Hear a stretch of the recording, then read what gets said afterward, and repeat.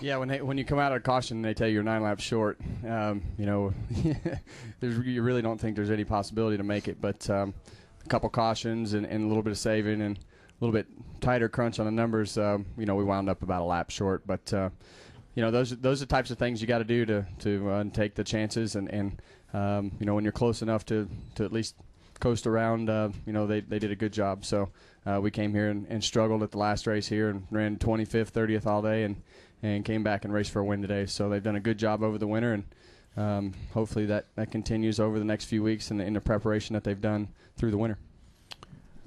Terry has a question right here. Take some questions now for Kevin Harvick. Terry Blaney, ESPN.com. Kevin, I guess the key question is, if you had not run out of gas, do you think you would have been able to pass Denny there at the end?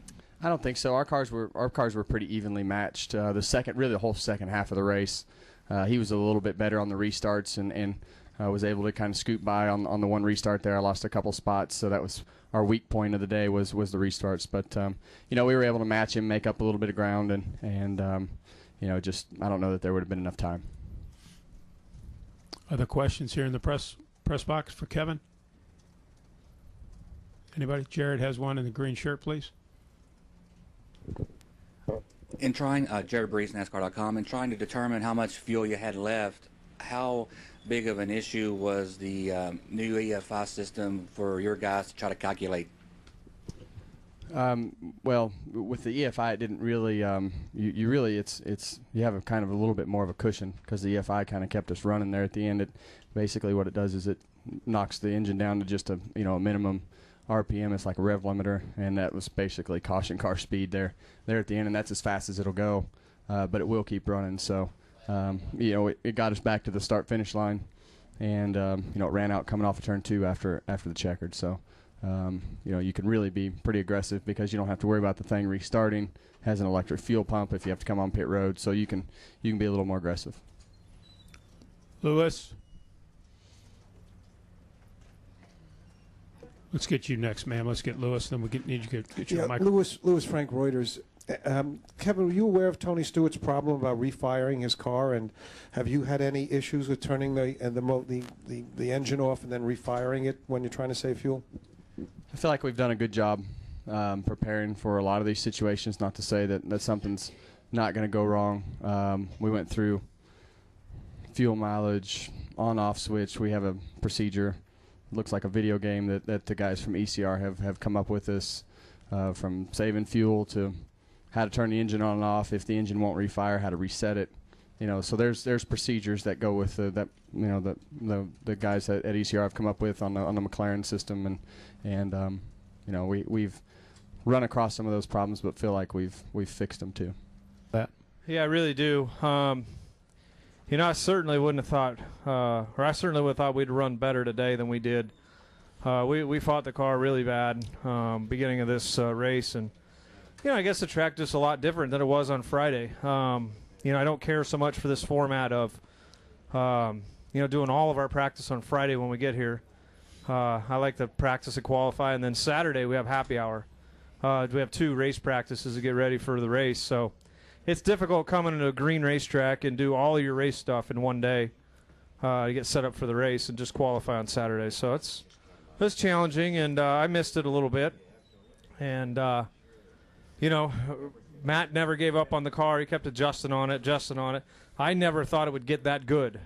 I thought I was in trouble. You know, I was like ready to write that thing off for a 15th, 20th place finish. But, boy, it started coming around and really took off. So I'm certainly excited about how they got the car going. But I got it off a little bit for today's race. I probably being a little aggressive, and great third place finish, you know. Questions for Greg right now, raise your hand. Lewis has one. Bring the wireless mic to Lewis, please. Thank you. Lewis, Frank Reuters, and Speed Week. I didn't catch your last pit stop. Did you have any issues with fuel? I didn't. We just made sure it was full, and then I started saving, you know, right from there when I could. You know, lift a little bit early down the straightaways if I'm not catching the guy in front of me or whatever. So I was saving, and then as we got longer in the run, we got those few caution laps, so that helped us. But there with about 20 to go, They were panicked, to say the least. I heard the panic in their voice. You know, he's like, they did it 60 behind you. You did it, or they did 80. You did it 60. You know, they want me to slow down.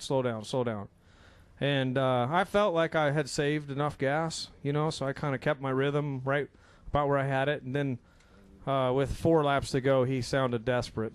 And so I backed up a little bit more and started kind of drafting those lap cars. And then they're like, the 29's running out. Try and pass him. And I'm like, well, a little late for that, but yeah, I mean, should have told me that a lap ago. I could have passed him. So I missed him by, I don't know, 100 feet here at the start-finish line, and we still got gas in the car. I made the cool-down lap and came back, and still running and no flicker of fuel pressure. So I know I at least got one more lap. So that being said, I probably could have easily caught the 29 since he ran out, but obviously not the 11. Other questions for Greg?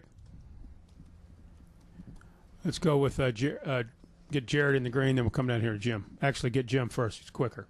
Right here. Man, I'm sorry.